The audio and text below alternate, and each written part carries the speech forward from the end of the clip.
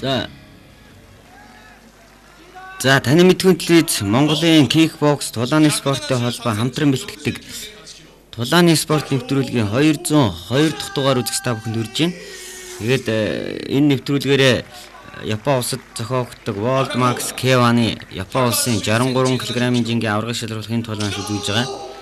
За энэ 63 кг-ийн жингийн халз тулаануудаас гадна энэ тэмцээнийг дагаж одоо чансаа ахиулах ийм тулаанууд болдог.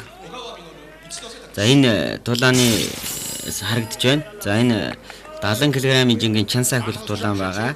За энэ тэмцээний нэр нь болохоор Япон улсын K1-ы 63 кг-ийн жингийн аваргыг шалгаруулж байгаа боловч чансаа ахиулахаар Иран улсаас одоо тамирчин урьж авчирсан.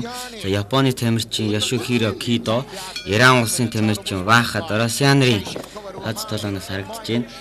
За Иран улсын тамирчин Ваха Доросяны 1985 онд төрсэн 173 см өндөр.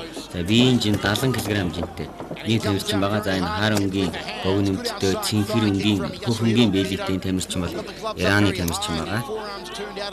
За Ираны тамирчиндаа чансаа ахиулах тулаанаа World Max K1-ы 70 кг-ийн жингийн тамирчин Япон улсын тамирчин Яшихиро Кидо энэ удаа хийж байна. Кидо бол энэ одоо энэ улаан өнгийн бэлэгтэй саарл одоо бог нэмттэй тамирчин бол Япон улсын тамирчин Кидо